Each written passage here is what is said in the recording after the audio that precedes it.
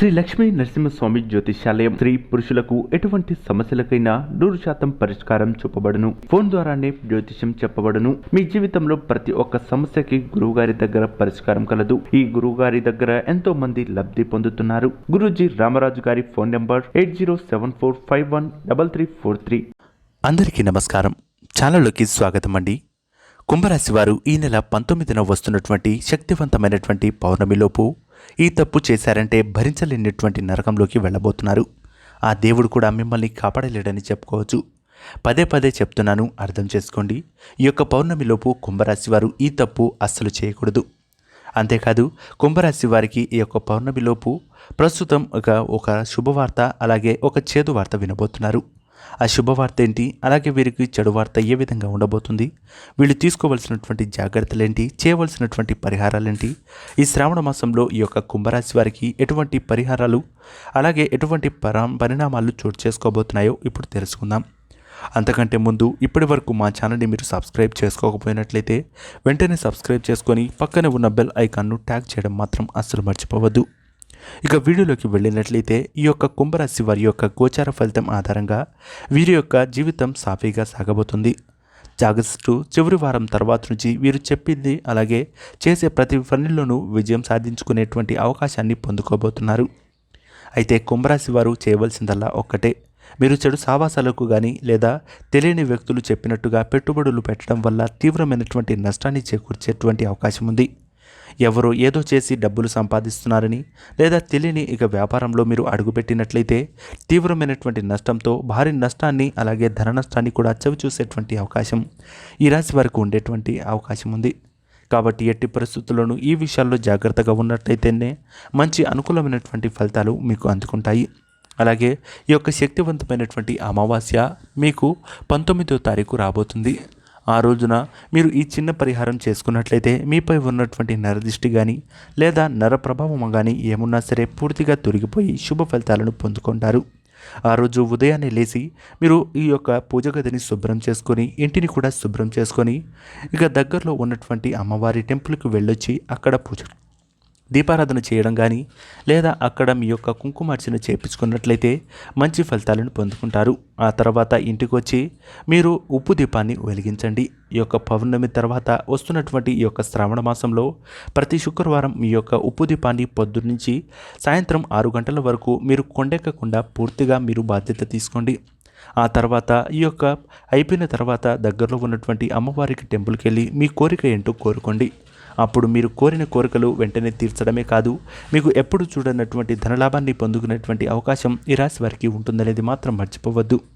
అలాగే ఈ యొక్క కుంభరాశి వారికి ఈ యొక్క తప్పు అస్సలు చేయకూడదు. కొంతమంది ఈ యొక్క శ్రావణ మాసంలో పూజలు చేస్తూనే నీస్ అంటే చికెన్లు కానీ మటన్లు కానీ తింటూ ఉంటారు. ఇది మహాపాపం. అటు చేసిన పిమ్మట మీరు పూజలో ఉండాలి, లేదా అటు తినడం అయితే ఈ యొక్క పూజను కూడా ఆపేయాలి. ఇటువంటి పూజా కార్యక్రమాలు కానీ ఏదైనా పరిహారాలు చేసేటప్పుడు నీస్ అనేది ముట్టుకోకూడదు. ముఖ్యంగా అమ్మవారి యొక్క ప్రార్థన చేసేటప్పుడు మీరు చేసినటువంటి ఈ యొక్క పాపం మీతో పాటు మీ కుటుంబ సభ్యులకు కూడా శాపంగా మారుతుంది. దీనివల్ల మీరు చేసేటువంటి ప్రతి పనులు కూడా నష్టాన్ని చేకూరడమే కాదు, మీ ఇంట్లో ఉండేటువంటి వ్యాపారం కూడా ఒక్కసారిగా కిందకి పడిపోతుంది. దానివల్ల మీతో పాటు మీ కుటుంబం కూడా రోడ్డున పడేటువంటి అవకాశం ఉంటుంది. కాబట్టి ఎట్టి పరిస్థితుల్లోనూ మీకు తెలియని వ్యాపారాల్లో కానీ లేదా తెలియని విషయాల్లో కానీ లేదా కొత్త మార్గాల్లో డబ్బులు సంపాదించే విధంగా వేరే అక్రమ మార్గాల్లో మీరు డబ్బులు సంపాదించినట్లయితే ఖచ్చితంగా మీరు నాశనం అవ్వడానికి ముందు వరుసలో ఉన్నారనేది మాత్రం మర్చిపోవద్దు. ఆ దేవుడు కూడా మిమ్మల్ని అస్సలు కాపాడలేడు. అంతేకాదు, ఈ యొక్క కుంభరాశి వారికి ఓ శుభవార్త కూడా ఉండబోతుంది. ఈ యొక్క పౌర్ణమిలోపు మీరు ఎప్పుడు విన్నటువంటి ఒక మంచి శుభవార్త వినబోతున్నారు. అది ఏ విధంగా ఉంటుందంటే, జీవితంలో అటువంటి ఆనందపరమైనటువంటి విషయాలు మీరు వినకపో ఉండొచ్చు. ఉదాహరణకు, ఎదురైనా సరే ఆపరేషన్ చేయించుకుంటే ఆ ఆపరేషన్ సక్సెస్ అవ్వడం, లేదా మీ యొక్క సంతానం కోసం ఎదురు చూస్తున్న వారికి సంతాన యోగం కలగడం, పెళ్లి కాని వారికి పెళ్లి యోగం, అలాగే మీ యొక్క వ్యాపారంలో మంచి ఆర్థిక లాభం అనేది ఒక్కసారిగా పొందుకునేటువంటి అవకాశం ఉంది. అంతేకాదు, మీరు ఎంత డబ్బులు సంపాదించినా మీ ఇంట్లో అస్సలు ఉండట్లేదు, లేదా వెంటనే ఖర్చు అయిపోతున్నాయి, ధన నష్టం భారీగా కలుగుతుంది. ధన నష్టంతో పాటు మానసిక క్షోభ కూడా మరింత ఎక్కువైంది. ఇంట్లోకి రాగానే చిన్న చిన్న గొడవలు, భార్యాభర్తల మధ్య చికాకులు ఇలాంటివి ఏమైనా జరుగుతున్నట్లు మీరు భావించినట్లయితే వెంటనే ఈ యొక్క పరిహారాన్ని చేయండి.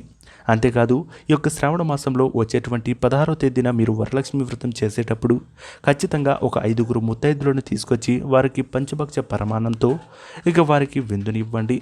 మీ దగ్గర అంత స్తోమత లేకపోతే మీకు చేస్తున్నటువంటి నైవేద్యము ఏదున్నా కానీ వారందరికీ కూర్చోబెట్టి ఇక మంచిగా వారికి కొన్ని బట్టలు కానీ లేదా మీ స్థాయికి తగ్గట్టు ఏదో ఒక బట్టలు అంటే ఇక రవిక గుడ్డలు కానీ ఇక జాకెట్ ముక్కలు కానీ అమ్మవారి దగ్గర పెట్టి వాళ్ళకి ఇచ్చేటువంటి ప్రయత్నం చేయండి.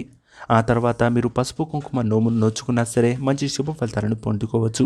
ఆర్థికంగా బలహీనంగా ఉన్నాము, ఎంత సంపాదించినా ఇంట్లో నిలవట్లేదు, అప్పుల పాలైపోతున్నాం అనే వారికి ఈ యొక్క పసుపు కుంకుమ నోము అనేది ఖచ్చితంగా పనిచేస్తుంది. ఆ అమ్మవారి ఆశీస్సులతో పాటు ఆ అమ్మవారి దీవెనలు మీపై ఉండడంతో సిరి సంపదలకు అసలు లోటే ఉండకుండా ఉంటుంది. అంతటి అదృష్టాన్ని ఈ రాశి వారు పొందుకునేటువంటి అవకాశం ఉంటుంది. అంతేకాదు ఈ రాశి వారు చేయవలసిందల్లా ఒక్కటే, మీరు చెడు మార్గాల్లో డబ్బులు సంపాదించాలనే కోరిక పుట్టినట్లయితే మీరు నాశనం అవ్వడానికి మీరు మీరే పతనాన్ని శాసించుకున్నట్టు అనేది మాత్రం మర్చిపోవద్దు. కాబట్టి ఎట్టి పరిస్థితుల్లోనూ అక్రమ మార్గంలో డబ్బులు సంపాదించాలనే ఆలోచన కానీ లేదా మీరు సంపాదించేటువంటి డబ్బులు వేరే విధంగా డబ్బులు పెట్టుబడి పెట్టి మీరు వేరే ఇక డబ్బులు సంపాదించుకోవాలనే ఆలోచన ఉన్నట్టయితే మీరు నష్టాన్ని చవిచూడడమే కాదు మీ కుటుంబం సభ్యులను సైతం సమాజంలో ఉన్నటువంటి పేరు ప్రఖ్యాతలు అన్నీ కూడా తొలగిపోయేటువంటి అవకాశం ఉంది. కాబట్టి ఎట్టి పరిస్థితుల్లోనూ ఈ తప్పు చేయొద్దు. అలాగే మీరు బద్ధకాన్ని వీడండి. మీరు చేసేటువంటి ప్రతి పనిలో కూడా విజయం సాధించాలి అంటే ముందుగా మీరు కష్టపడే తత్వాన్ని నేర్చుకోవాలి. ఒక్కరోజు డబ్బులు వచ్చాయి కదా అని ఆ డబ్బుల్ని ఇక మీరు మంచిగా పెట్టుబడి పెట్టడమే కాదు ఖర్చులు తగ్గించండి. వినోదాలకు జల్సాలకు ఖర్చు పెట్టేటువంటి డబ్బును కొంతవరకు ఆదాయ మార్గాలు వచ్చేటట్టు మీరు ఇన్వెస్ట్ చేసుకోగలిగితే వచ్చేటువంటి ఫ్యూచర్ ఆ యొక్క లక్ష్మీదేవి కటాక్షం మనపై భారీగా ఉంటుంది. లక్ష్మీదేవి కటాక్షం అంటే ఖచ్చితంగా లక్ష్మీదేవి వచ్చి మన దగ్గరికి డబ్బులు ఇచ్చి వెళ్ళిపోరు. కాకపోతే ఆ యొక్క లక్ష్మీ కటాక్షం అనేది మన యొక్క ఆర్థిక క్రమశిక్షణతోనే ఇక ముడిపడి ఉండేది అనేది మాత్రం మర్చిపోవద్దు. అంతేకాదు ఇంట్లో ఉన్నటువంటి ఇక పాత సామాన్లు, ఇక విరిగిపోయిన చెప్పులు, అలాగే ఇక పాడైపోయిన చీపర్లు, ఇక పాడైపోయిన వస్తువులు మీ ఇంటి ముందు పడ్డం కానీ ఇక నీట్గా లేకపోయినా ఇంటిని శుభ్రం చేసుకోకపోయినా సరే ఆ అమ్మవారి ఆశీస్సులు మీపై అస్సలు ఉండవనేది మాత్రం మర్చిపోవద్దు. అయితే ఈ యొక్క కుంభరాశి వారు ఈ యొక్క పౌర్ణమిలోపు మీరు చేసేటువంటి చెడు సావాసాలు మిమ్మల్ని ఇక ఇబ్బందుల్లోకి లాగేటువంటి అవకాశం ఉంది. ఇక ప్రేమ పేరుతో మీరు చేసేటువంటి ఇక ఇబ్బందులు లేదా మీరు ప్రేమలో విఫలమయ్యేటువంటి అవకాశాలు కూడా ఈ యొక్క కుంభరాశి వారికి రావచ్చు. గత కొన్ని రోజులుగా మీరు మానసిక వేదన అనుభవిస్తున్నారు. మీ ఉద్యోగంలో కలతలు, పై అధికారి యొక్క ఒత్తిడి మీరు భరించలేకపోతున్నారు.